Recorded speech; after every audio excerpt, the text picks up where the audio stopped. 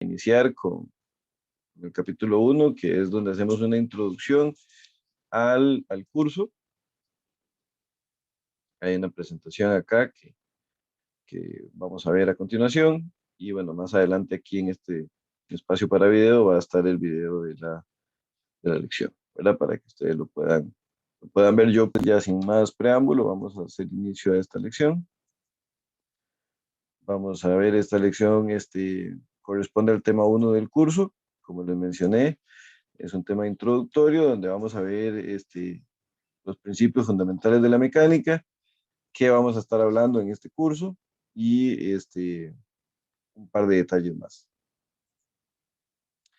Bueno, principalmente lo que nos tiene aquí es el qué es la mecánica, ¿verdad? Y es una ciencia, por supuesto, que en este caso van a hablar de las condiciones de movimiento o de no movimiento, que lo conocemos como reposo, que tenga un cuerpo bajo la acción de unas fuerzas, ¿verdad? La mecánica se divide en dos grandes ramas, en las cuales nosotros solo vamos a abarcar una de ellas en este curso, e incluso es tan amplio el tema y que no vamos a abarcar todo lo de esta rama, pero bueno, sí nos vamos a introducir bastante, que es la rama de la estática.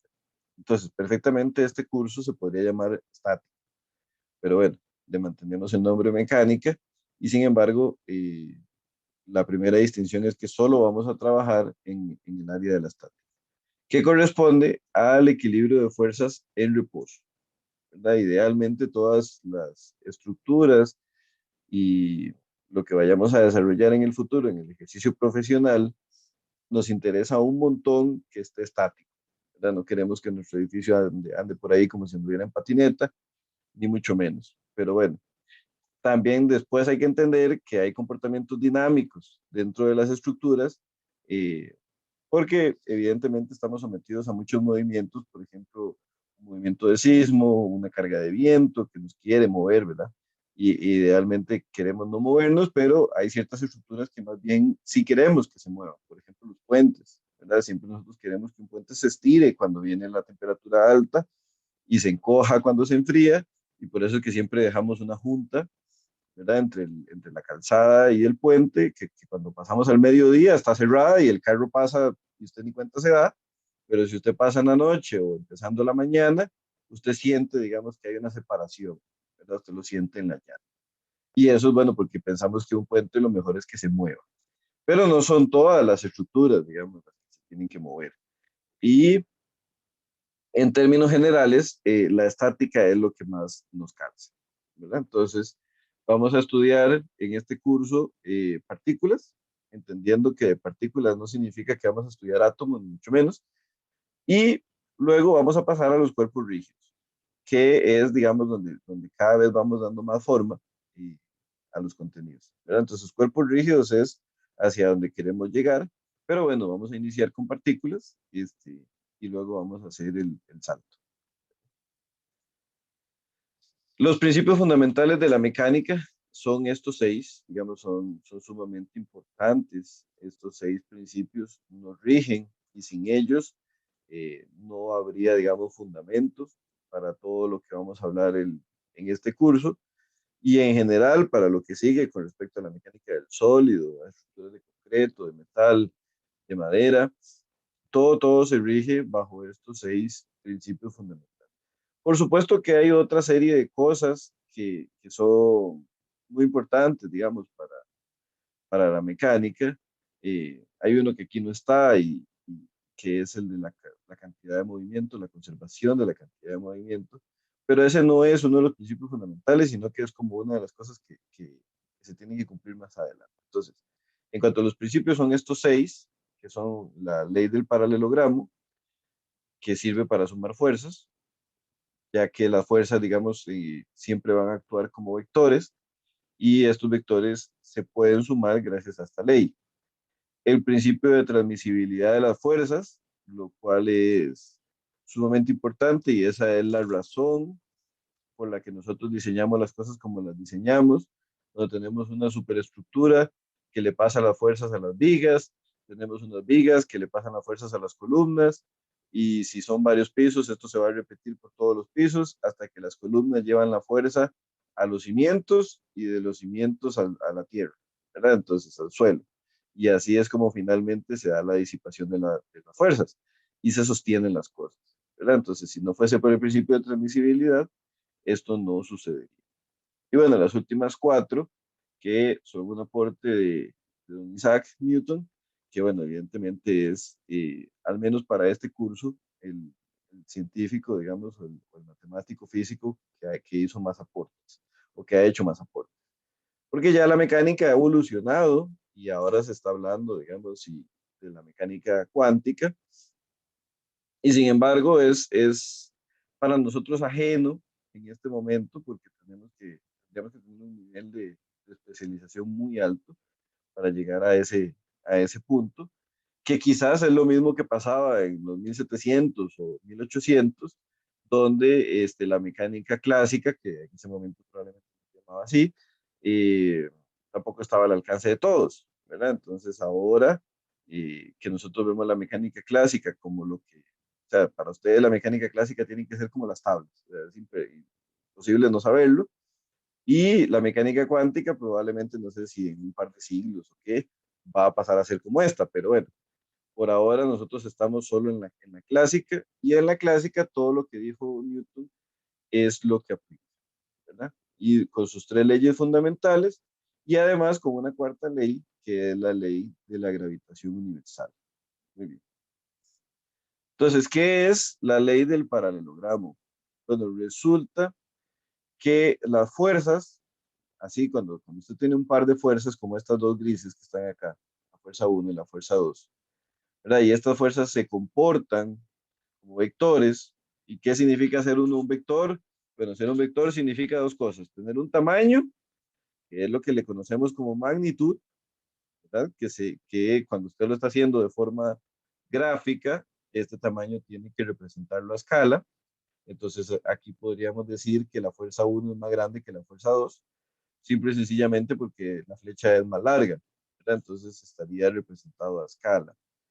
Entonces, esa es la magnitud. Y la otra parte que hace de un vector, es la dirección, ¿verdad? Y la dirección nos la da la punta de la flecha. La punta de la flecha nos indica hacia dónde está esto apuntando, y eso nos va a dar la dirección. Nos indica el origen, nos indica el destino, ¿verdad? Que en este curso el origen y el destino va a ser sumamente importante. Entonces, cuando usted ya tiene un par de vectores como esto, resulta que esta ley lo que nos dice es que si usted dibujara un paralelogramo, que por lo general va a ser un romboide, ¿verdad? Que es como el caso más general de los paralelogramos, un caso más puntual es un rectángulo. Bueno, en el caso del rectángulo es que son perpendiculares entre sí las dos fuerzas. Y un caso más particular todavía, que es el cuadrado, que es un rectángulo de igual tamaño, ambas fuerzas, ¿verdad? Entonces, lo más general es que sea un romboide. Entonces, por eso aquí está dibujado un romboide. Entonces, lo que dice es que si usted dibuja un romboide usando las mismas fuerzas, ¿y cómo usando las mismas fuerzas? Bueno, esta fuerza 2 que está allí sería la misma fuerza 2 que va aquí, y esta fuerza uno que está aquí sería la misma que está acá, ¿verdad? Y se dibujan de forma paralelas. Una, digamos, la fuerza 2 a donde termina la fuerza uno, y la fuerza uno donde termina la fuerza 2, y con eso usted forma ese rectángulo, ese romboide, perdón. Y entonces, este, resulta que si usted traza esta nueva línea, que sería la diagonal que parte desde el origen, resulta que lo que mida esa fuerza es la resultante de la suma de las dos anteriores. ¿Okay?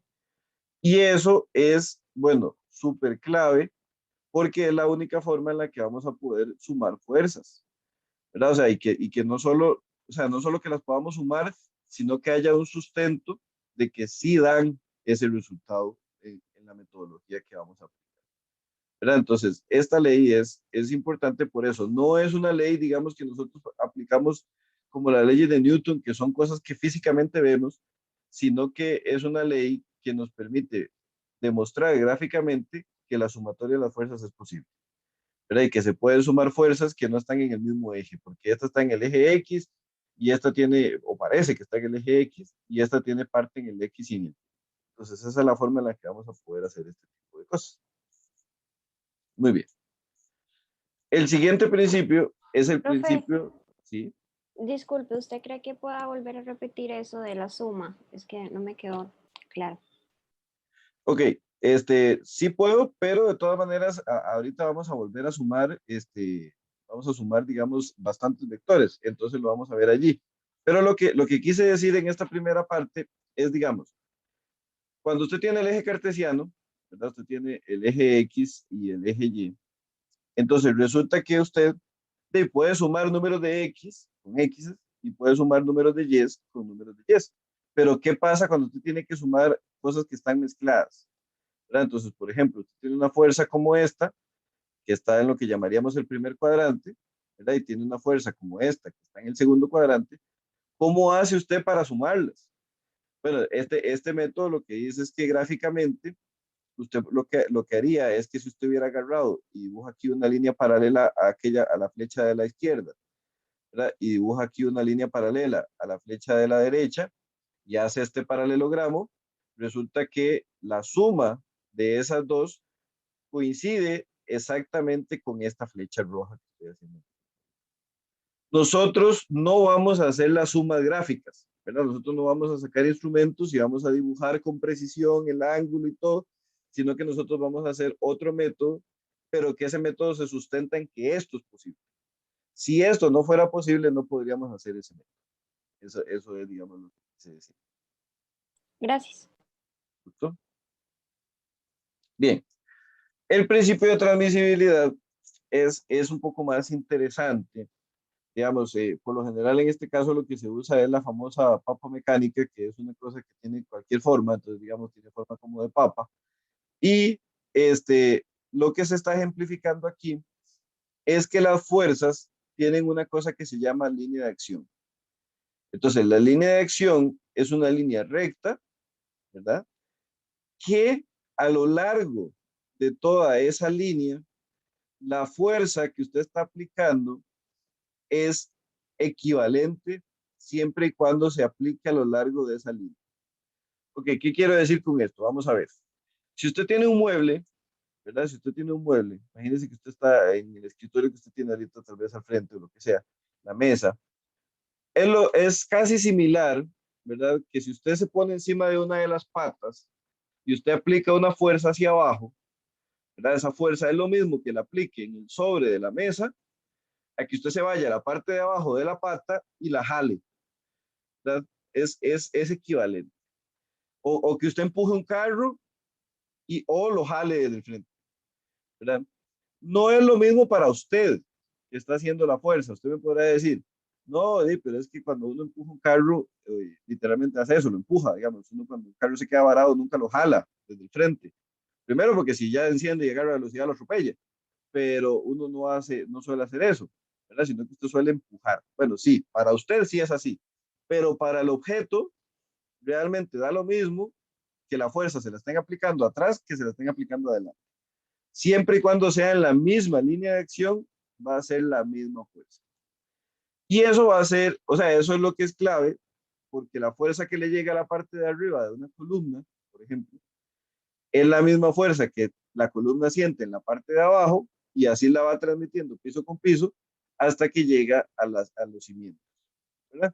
Entonces, esto lo vamos a ver con más detalle y nos va a ser muy útil para el tema de los cables, ¿verdad? Cuando usted tiene un cable, el cable se asemeja bastante a una línea, entonces la fuerza que actúa en un punto de esa línea es la misma que actúa en todos los demás, ¿verdad? Entonces eso va a ser importante. Ya cuando lo apliquemos, va a ser incluso más evidente quizás.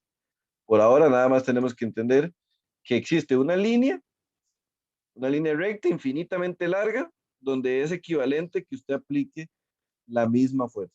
Eso sí, evidentemente tiene que ser la misma fuerza. Y la misma fuerza incluye la misma dirección. Incluye la misma dirección. Bien, y aquí está Isaac. viendo las leyes. La primera ley es la que conocemos como la ley de la inercia, ¿verdad? Esta es la ley que dice que si a usted lo ponen ahí quietecito en el espacio, en su traje espacial, ¿verdad? Para que no se ahogue, y a usted nada lo mueve, usted se va a quedar allí, ¿verdad? Porque suponemos que el espacio exterior es lo más vacío que tenemos, excepto que hagamos una cámara de vacío, digamos, la cual es posible, pero hay que hacerla. Pero así, en condiciones naturales, el espacio es como lo que está más vacío. Entonces, si usted lo ponen ahí, usted simple y sencillamente se queda ahí, ¿verdad? Ahora, usted puede darle vueltas a la Tierra como un satélite, sí, bueno, pero ya eso es otro. Pero, y además lo que dice esta misma ley es que si usted, por ejemplo, ahí lo ponen viendo para el frente y le dan un pinchazo, le da un poquito, con un poquito, no tiene que hacer mucha fuerza que lo empuje, usted se va a ir. Y se va a ir moviendo y moviendo y moviendo y moviendo, o sea, y excepto que algo lo toque, que pegue un asteroide, que se acerque mucho a un planeta y lo jale, ¿verdad? Pero usted va a ser tan chiquitillo que a esa ni se va a dar cuenta que está pasando al frente, usted se va a ir, ¿verdad? Y va a llegar allá, quién sabe dónde. Entonces, aunque se muera, ahí va a seguir. ¿Okay? Porque esta ley lo que dice es que cuando la partícula está en reposo, va a permanecer en reposo si nada la perturba. Y si se está moviendo, va a permanecer moviéndose si nada lo perturba. Y esa es la ley de la inercia. ¿Okay? Bien, la segunda ley tiene mucha más aplicación. La primera ley es como decir, oh, que sí está bien, si está quieto y nadie lo toca. Y saca. Muy bien. La segunda ley es la que nos permite ver qué pasa cuando la fuerza resultante sobre una partícula no es cero, ¿verdad? Entonces usted ya va a tener movimiento, ¿verdad? Y eso se resume a decir que las fuerzas o las fuerzas que usted aplique, ¿verdad? Aquí tal vez lo mejor es poner una sumatoria de fuerzas, va a ser igual a la masa por la aceleración, ¿ok?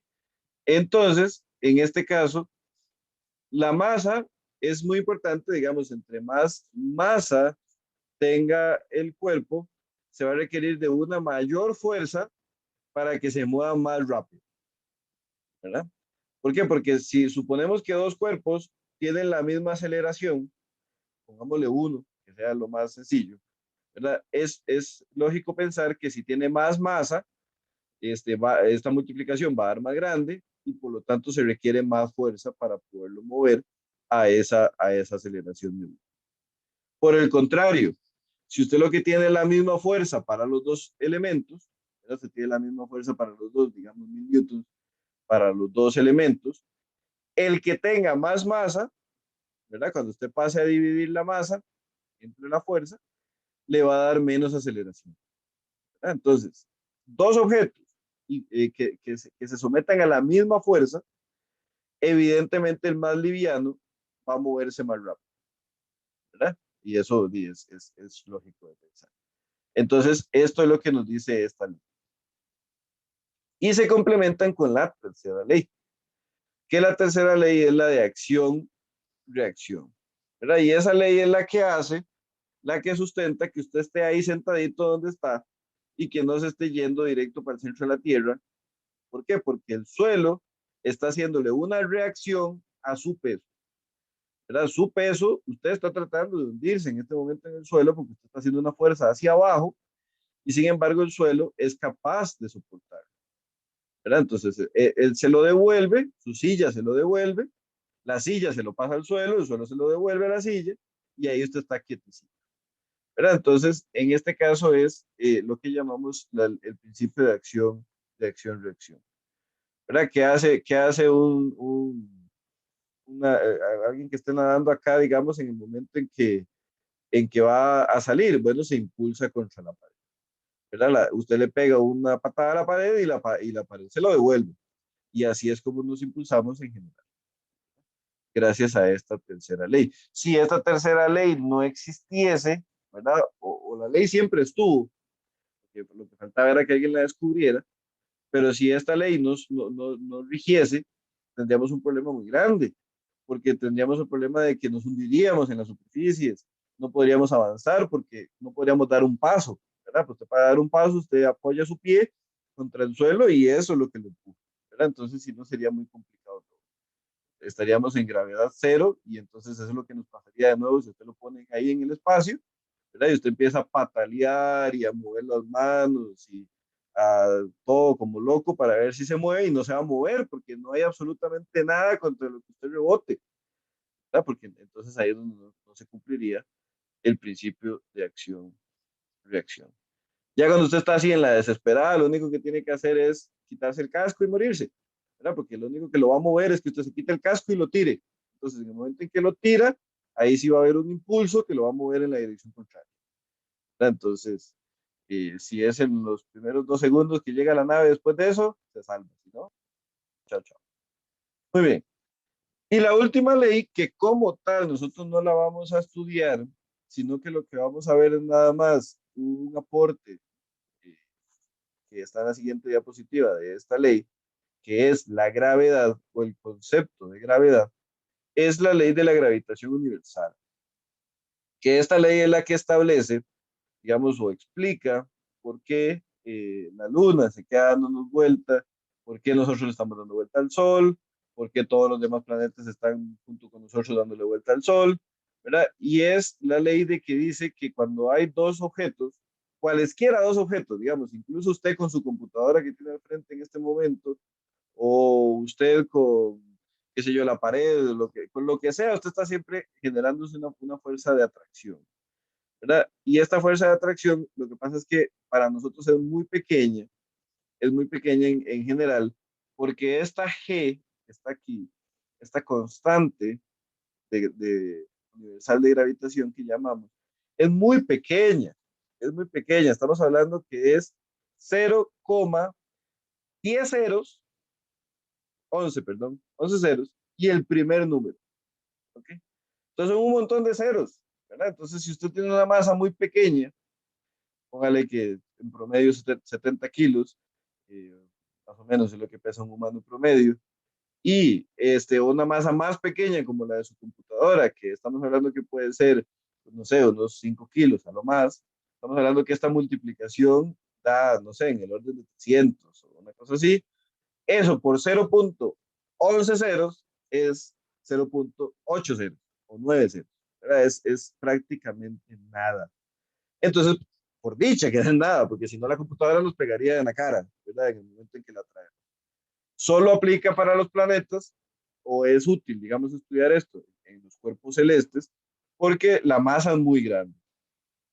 De hecho, yo no sé si usted alguna vez se ha puesto a pensar cuál es la masa de la Tierra, pero la masa de la Tierra son 1 y 24 ceros. Estamos hablando de que son para nosotros, en este lado del mundo, es lo que conocemos como un trillón. Para los gringos o en Estados Unidos es un cuatrillón, ¿verdad? Porque tenemos ese concepto diferente. El billón de ellos es 1.000 millones y el billón de nosotros es 1 millón de millones y así aplica en general. Entonces es un cuatrillón en lo que para ellos, al revés, para nosotros es un trillón en lo que para ellos.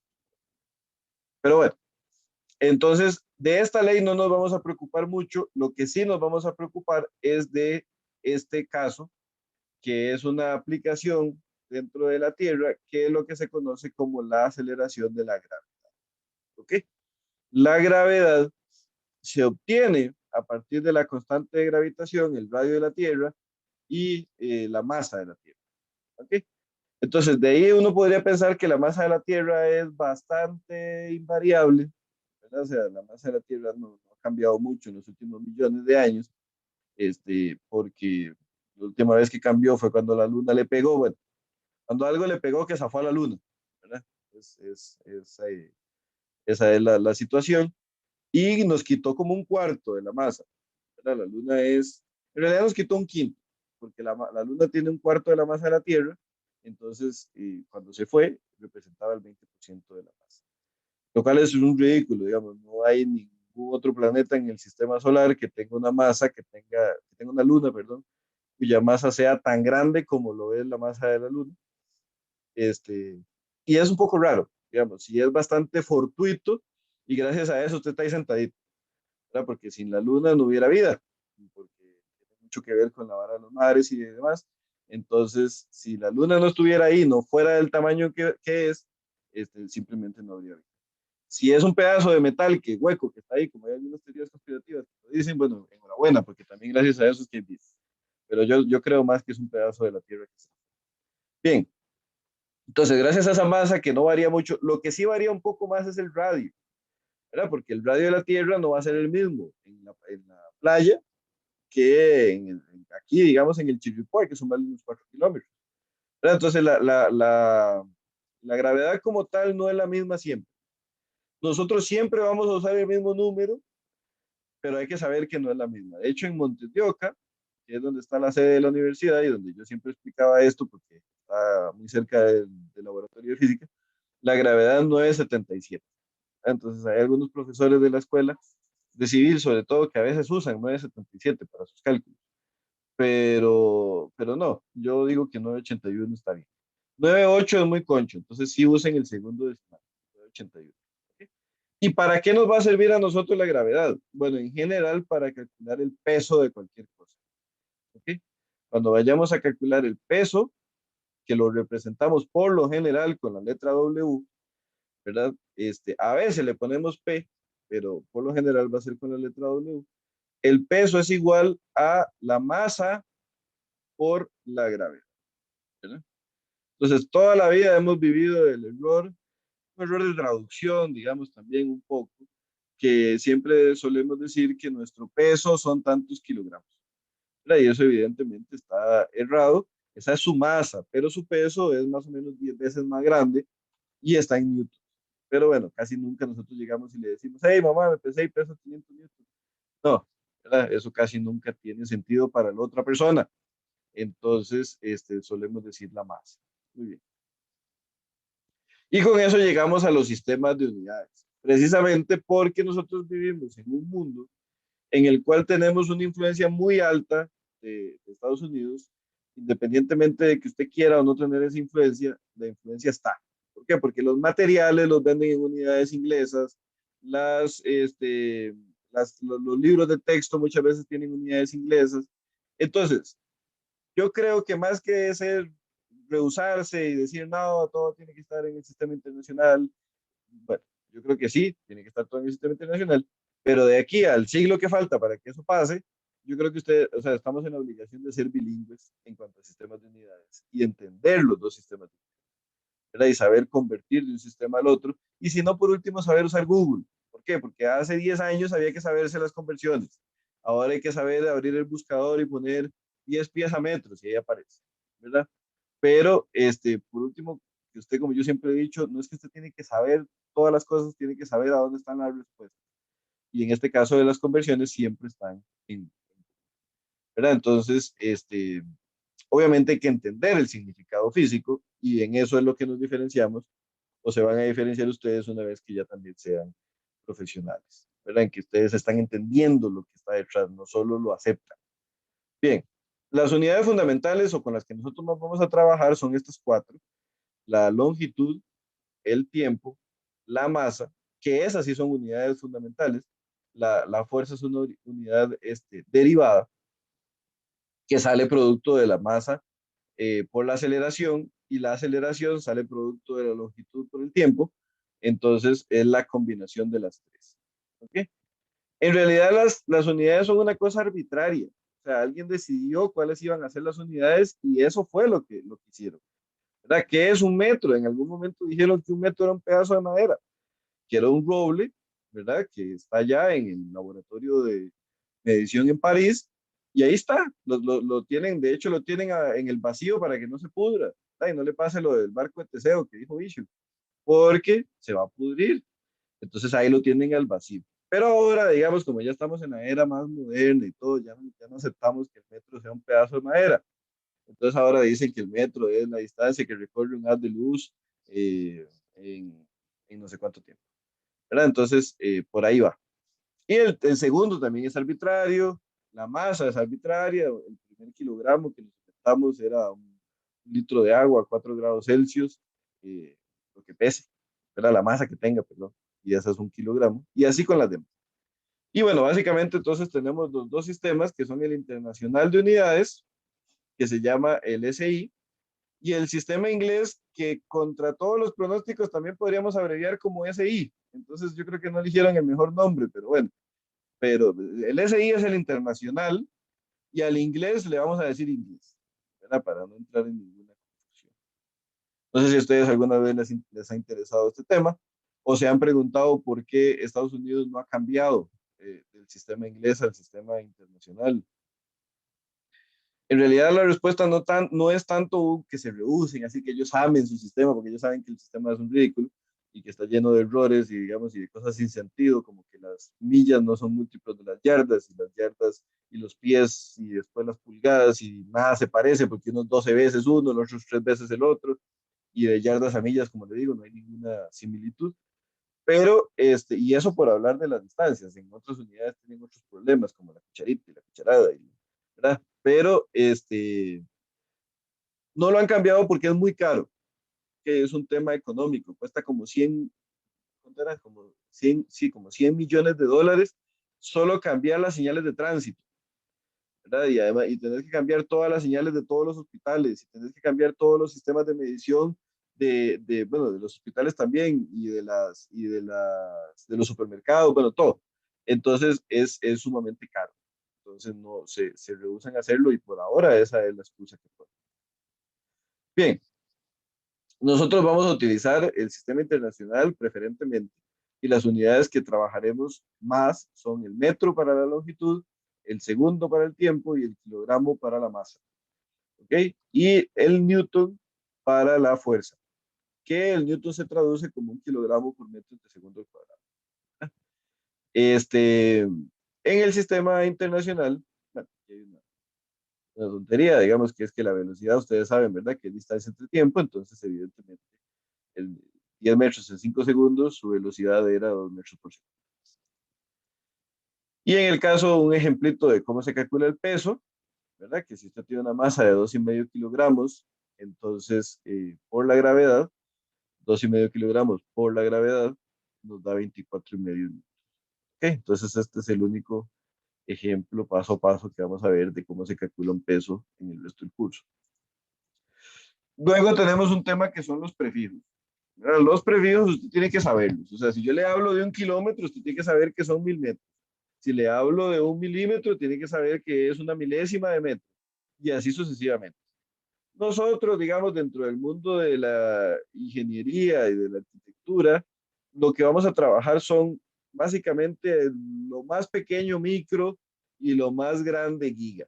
O sea, y giga porque hay cosas como los módulos de elasticidad y ciertas cosas que están en un montón de pascales, que son gigapascales, pero precisamente porque un pascal es casi nada, entonces se ocupan que sean miles de pascales para que sean algo. Entonces, ahí vamos a trabajar de repente con giga.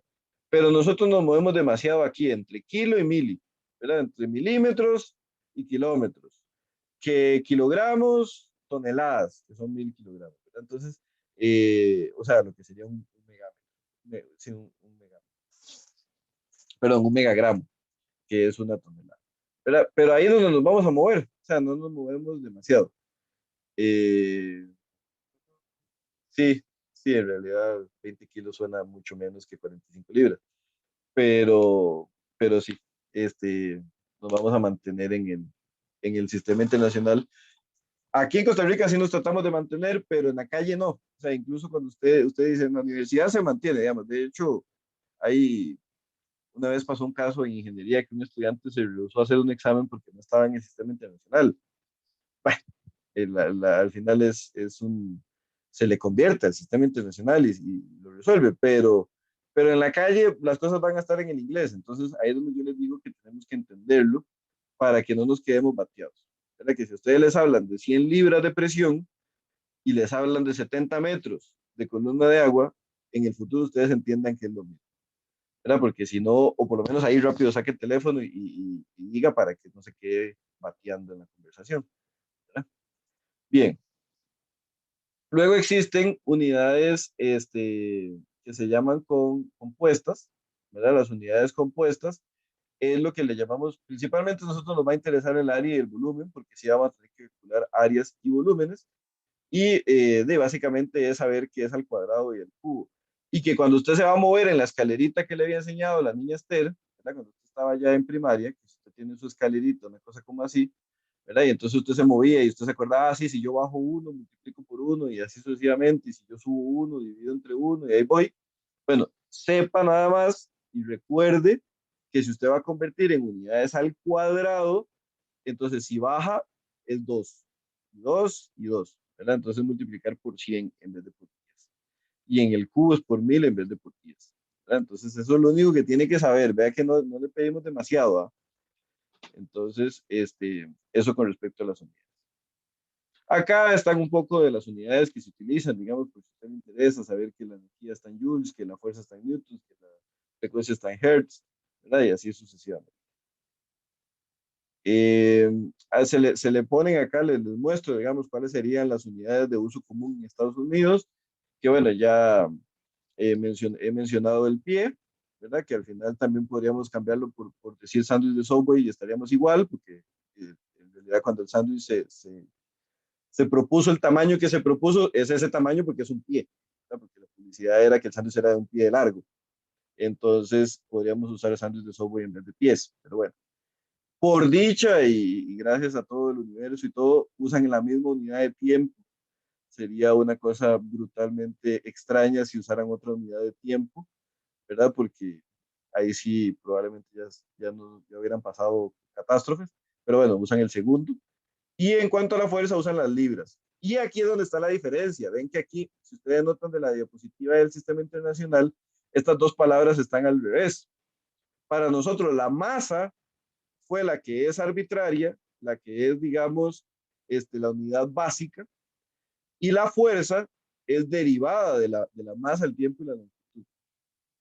Para el sistema de Estados Unidos, el sistema inglés, que por cierto no se usa en Inglaterra ya, el sistema inglés estableció la fuerza como la unidad arbitraria.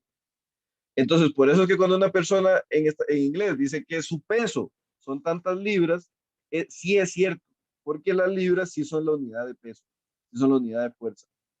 El problema estuvo en la traducción porque la masa no son las unidades de fuerza, ¿verdad? Entonces, ahí es donde está digamos, el meollo, porque los slugs, que son la unidad de masa del sistema inglés, no los conoce ni su mamá, ¿verdad? Ni la mamá de los slugs los conoce. Entonces, de hecho, Marco cuando va al gimnasio no podría decir cuánto levantan slugs porque nunca hemos visto ese tipo de conversiones. Pero bueno, anda por el orden de que una libra anda como por 32 slugs. Entonces, ese número es más todavía, por si quiere ir a impresionar a sus amigos, puede decir que lo que levanta lo levantan slugs. Bien, y bueno, varias equivalencias que hay que saber, como que el pie son 30 centímetros con 48 milímetros, o que la milla son 1.609 kilómetros, o que la pulgada son 2.54 centímetros, que una libra son 4.44 newtons, 45 redondeado, o aquí está, que el slug son 15 kilos, casi 15 kilos, entonces 20 kilos son 280 slugs, son un montón de slugs. Pero bueno, usted tiene que saber estas conversiones, ¿verdad? Si yo un día le digo, ah, es que esto están pulgadas, no se vale que no sepa cuánto equivale una pulgada. Y aquí hay un par de conversiones, digamos. Aquí también hay unas conversiones, digamos, en esta tabla. Entonces aquí dice, por ejemplo, si usted quisiera saber cuánto es, bueno, vamos a ver, una onza en gramos, ¿verdad? Y así sucesivamente. Que también la onza hay que tener cuidado porque hay 2 onzas, entonces, y hay 2 toneladas métricas e inglesas, entonces a veces es de cuidado ese tipo de cosas. Para los galones también tenemos que saber cuánto es un galón, porque si ustedes en algún momento van a trabajar en un proyecto que requieran de un hidrante o ocupar una bomba o algo, por lo general eso está en galones por minuto, ¿verdad? Entonces también tenemos que saber cuántos son los galones. Bien, ahí quedan unos ejercicios de lo más triviales del mundo para que ustedes hagan unas cuantas conversiones. Yo no me voy a detener a hacerlas. Incluso ya algunas de las respuestas las dije, como cuántos centímetros hay en un pie. Depende del pie, pero bueno, en este caso es el pie estándar. Muy bien. Que por cierto, cuando se inventó el pie era porque en ese momento solo lo que medía el pie del rey, ¿verdad? Entonces, hey, así de arbitrario fue, ¿no? Muy bien. Entonces, con esto se acaba la primera lección.